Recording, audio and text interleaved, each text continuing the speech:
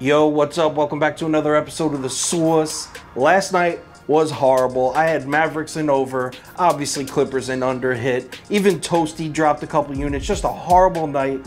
Apologize to everyone. We're getting it back today. We got just one basketball game, but a ton of baseball games. So, Bucks and Nets, let's talk about it. Welcome to The Source. The Source. The Source. Hey, get the Source. All right, like I said, this is game one, Nets Bucks, brand new series. We're in the second round now. We had Brooklyn laying 4 points. Bets and money are on the Nets, and they stay on the Nets all morning. I was checking like every half hour. These numbers are pinned, man. More and more bets are coming in, but they're coming in at the same exact rate. That number was pinned to right around 70% all morning. So we're looking at 70% of the money on the Brooklyn Nets. Line is Brooklyn -4. All right, so much to talk about in this series. So what I'm going to do is I'm going to touch on the individual matchups and show you where I see some value. So first off, the Nets are going to have to get Jrue Holiday off of Kyrie Irving. About 1 month ago, I'm sure you remember, the Bucks and Nets had a back-to-back, like kind of a mini series. 2 games in a row. Bucks won both of them. They were great games, though. First game, Jrue Holiday plays great defense on Kyrie Irving. Kyrie shoots like 8 for 22 or something like that. I don't have it written down. But Jrue Holiday plays unbelievable defense on Kyrie Irving. So what happened in the second game? Steve Nash was like, yeah, no, we're not going to let this guy sit there and play one-on-one defense on Kyrie.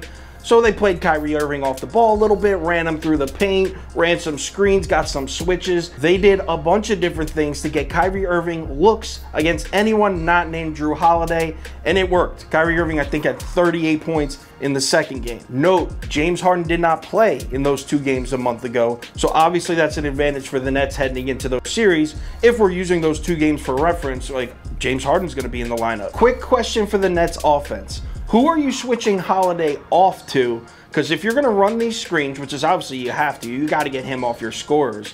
But, I mean, DeAndre Jordan's played 5 minutes in the past month. He's probably going to be overweight and out of shape if he wasn't, more so than he already was. You got to think the Nets bigs are going to be Blake Griffin, maybe Claxton starts. I mean, he usually only plays 12, 13, 15 minutes also.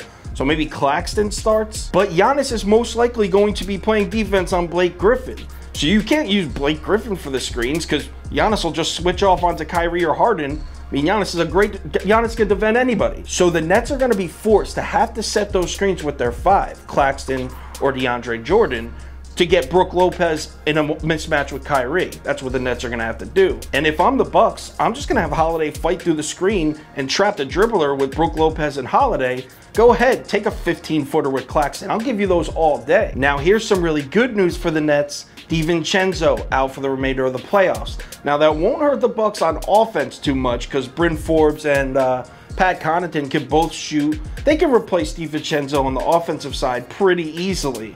But on the other side of the ball, DiVincenzo's the only one quick enough to keep Kyrie or Harden out of the paint. Forbes and Connaughton are not quick enough on the defensive end to keep those Nets ball handlers out of the paint.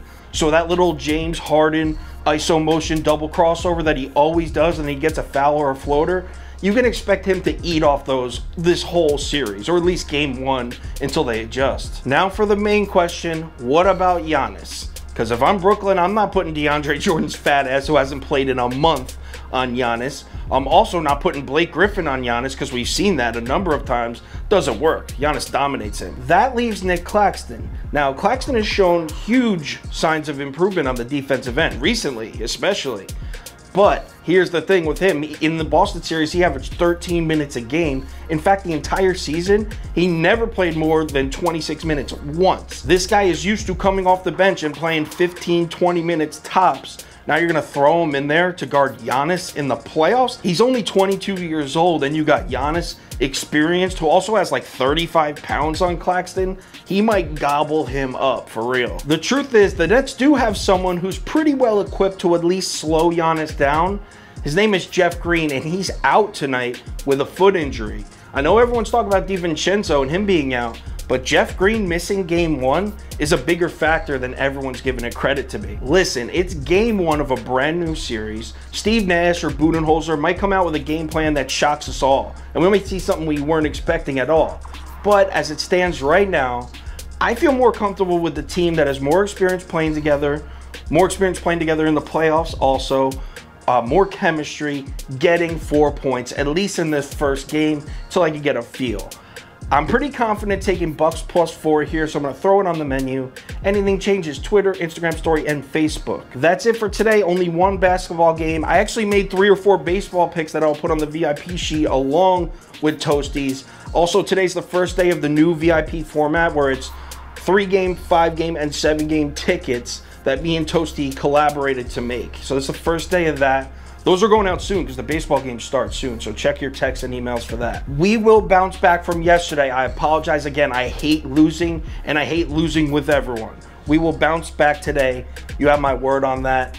Let's make some money and have a good night.